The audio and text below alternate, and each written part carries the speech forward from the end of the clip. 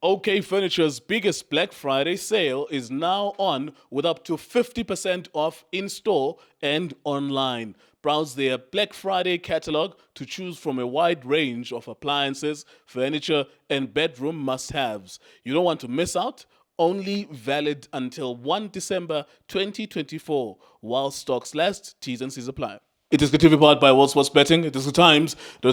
10-men Kaizer Chiefs defeat Richards Bay in the Betway Premiership down in Polokwane, or up in Polokwane, the north of the country, at the new Peter Mokaba Stadium. Well done to Kaizer Chiefs. They played primarily the second half with 10 men after Riv Frosler was given a red card, a second yellow card, effectively. So well done to Kaizer Chiefs. It was a tough game to watch, actually. A tough game to consume, but I suppose, of course, all valid conversation or analysis goes out of the window for as long as the team wins. So well done to Kaizer Chiefs. Guardiola ubona kanjani umdlalo ndoda? Yashap kunjani Mr. Nkiwu? Yes sir. Yes, sir. Sigcine kudala ukuba kanje mina nawe.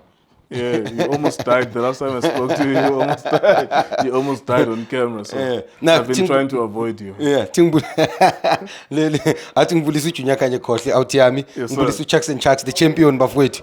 Ngibulisa uBobo Mncithi, ayisani Grootman Lama noBenedict Ovila guys. I hope he is Nkululeko man. Congrats to him man for He'll join us. Yeah, he'll probably on the weekend. Yeah. Ngibulisa out yami uJust Nkululeko man. Athi siphule kancane kancane.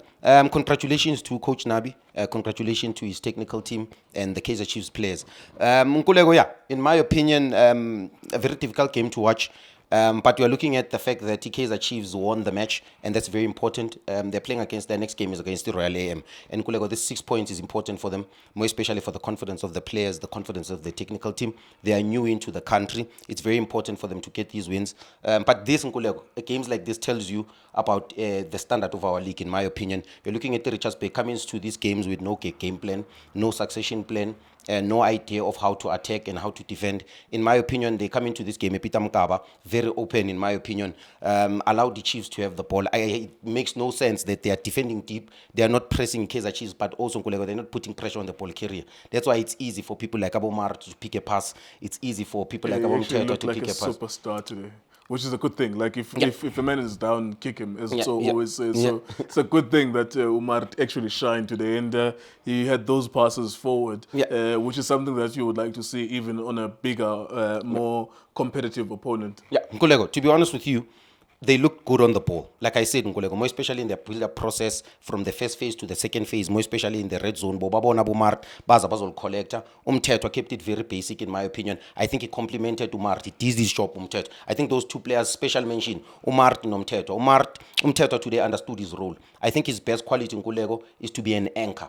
He understands his role. Anchor, play 1-2 touch. Don't overplay, don't overkeep the ball. You understand? He wins the ball, plays the ball to Maart, plays the ball to Duba, plays the ball to Shabalal. And then Maart. This is what I expect from an 8. This is something I was speaking about.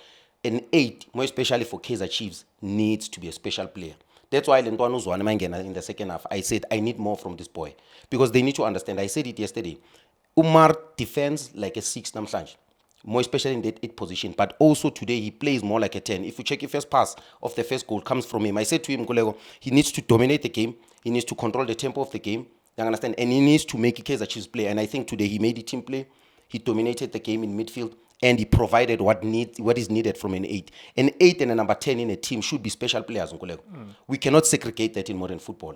We cannot make those players average players. And Umar needs to understand that he has a role to play with Kaizer Chiefs. Ufake ampend. And today, in my opinion, he deserves it. Technically very good, never lost the ball. He bega dlala short pass, short pass, bega stretchy game, bega control the tempo of game. He created 2 assists. Ngicela ubhekele yankunzi pass ayini good to Priest. Very good first touch, good to Priest nakhona na boxing. Very comfortable on the ball. Umthetho namhlanje looked ngathi Royce Roy. Angibhekanga na pressure Nkululeko. No pressure from Unsundwane, no pressure from Umbutu.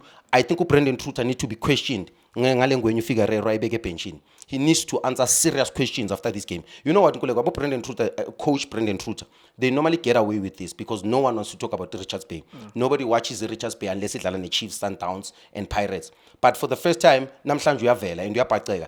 Coach Kano, before he left this job, he was given a responsibility to get 12 out of 15 points, or 9 or 10 points out of 15. It was not realistic, even for a Pirates, Chiefs, Sundowns, for any other coach. They can tell you, Roger Rivera. It took him 2 years to build a team that can win 7 games in a row, Yeah. or even 5 games The in a row. first 7 games of the league opening. I'm happy that Coach Kanu, with his arrogance, didn't take that offer because it was unrealistic. Because the first question should have been in the preseason, which players are you bringing in? Even though they have a sponsor, Mr. Parker, I highly respect that man. But Nkulego, don't come into the team with huge money into football with the wrong reasons of wanting to own the club or run the club or when some crucial decisions. Because it seems like this club is not run by Mr. Jomo, or this club is not coached by Brendan Truta. It seems like he makes major decisions in this club. But for me, Kaizer Chiefs, in my opinion, they need a profile of a striker like Utupris. Even though Nkulego, he's not the kind of striker I like, because I like technical strikers. I like strikers who are good on the ball, who are on a vision, who can score. Utupris what he has, Nkulego, and this is what he needs, Kaizer Chiefs. He's got the ability to run behind the defense. He needs to work on his finishing. I think he knows himself. But the touch that he took on the second goal, for me, should build his confidence. He hasn't been playing in the start of the season. The first touch finishes very well, goes and celebrates with his teammate. Uyambona Nkulego ukuthi confidence ayikho. He didn't want to celebrate. I think his teammates encouraged him to go to the corner. So unbelievable from Kaizer Chiefs, more especially with them after 10 men. I was worried. Because if you check second half, we thought that Richards Bay is coming along. But if you after red card, more especially, I don't understand why big clubs. Mamelodi Sundowns did this also on Saturday against them. The players are not fully focused attention to details. How do you concede a goal in a critical phase of the game? How do you get a red card in a critical phase? And big clubs should find these players. I know in Europe this happens. When you get a red card, just like that, Njongo reinforced, they need to be fined. Maybe half of his wages needs to be cut off, because this is unacceptable. More especially, it's primary school behavior. You cannot get a red card just after halftime. More especially when the club and the team needs 11 players. And by the way, I need to mention this: no one wants to watch a 10v11 game from a fan perspective. From a fan perspective, fans come to the pitch to watch 11v11, a competitive game. And I understand about referee, it's told, even Nagusafa, they are told in their courses to try and keep 11 men on the pitch. But that was so unnecessary, because you are checking it was such an unnecessary red card. But congratulations to Kaizer Chiefs, of course. Can we revisit this idea of Coach Brendan Truta? Because it's you are 1-0 down, and the team that you're playing against gets 10 men. I felt, and I said it, that if he does not find a way to turn this around with 10 men, he will be fired tomorrow. I saw against Imagesi when they lost in the semi-final, how the owner reacted to Jomo Biela, went inside the field. He was really irritated.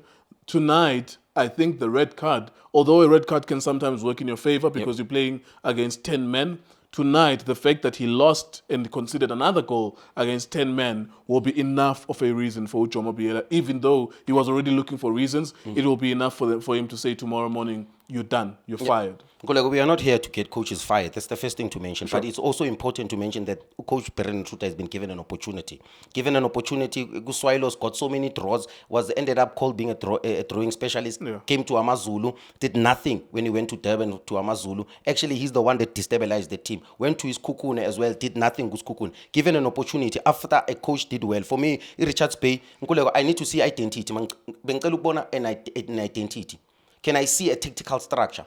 Can I see progress in terms of how the team plays? Can I see a game plan? I understand that coaches are struggling from the fact that chairmen in this league, they don't have a succession plan. They only plan game in, game out, or season in, season out. I understand that if you were to ask Brendan Truta, what is your idea in January to bring in players to help you? What is the idea of you bringing players? He will probably not have that plan or those strategies implemented for him at Richards Bay. But what I would say is, from a technical perspective and from a tactical perspective, you see with other teams, you see with Udendens, you see, can we have an identity? What does he resemble as a coach? I understand. What kind of a coach is he? Because even besides the idea of identity or tactical theories, even in the LFAs, the team has 10 men down, you're losing, make changes. Not just changes for the sake of making them. Take a centre back, take him forward. You say, if we lose, we lose. Yeah. You take those gambles. I didn't see any gamble which resembled someone who is desperate for a win. Yeah. It kind of felt like from the get-go that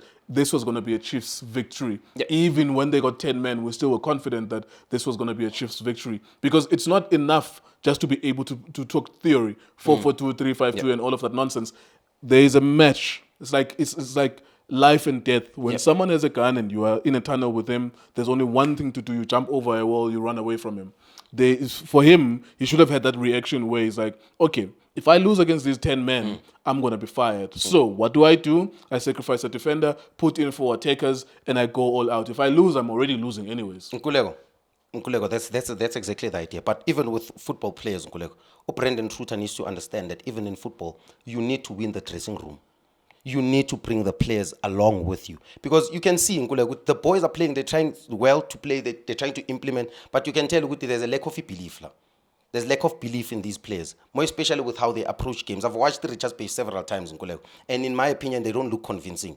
And with Brendan Truter, with how he approached this game, in my opinion, I think the chairman should be disappointed. I think even these players should be disappointed in themselves because I think they should have attacked the Kaizer, more especially in the first half, even before he red card, Nkulego. In my opinion, they were supposed to press. They allowed Abo Msimangu, Nabo Tutli to be very comfortable on the ball. Nabo Mteto. Nkulego, if you identify Kaizer Chiefs and you profile Kaizer Chiefs, even any team, you do not want them to build from the back. Because Abom Simangu, everyone knows that, yes, good players, good in terms of primary job, but on the ball, maybe Dutli, yes, but Nomteto and I, we also understand that the comfortability on the foot is not his strongest ability. Yeah. You put pressure on them. You set them at traps that will make them vulnerable to. You set them at traps, Nkulego, that will make them go wide, even though, and then you have Batandi cross. When they bring in a cross, you deal nearly across. They failed to deal in a cross. They failed to deal in standard situations. Right. The line was too high, in my opinion. There you go. Yeah. Thank you very much to Pep Guardiola. Here we are then. This Kaizer Chiefs winning their game against Richards Bay. Congratulations to Kaizer Chiefs. They come back on the weekend. I can't remember who they're playing against, but Royal anyways, AM. it's a game after game. Yeah, thank you, Royal AM. So that's another 3 points in the bag if they're serious about maybe maintaining a top 5, top 4 finish. Not the best of games, but of course they got the 3 points, full complement of the 3 points. It is good TV, it is good times. We'll sports betting.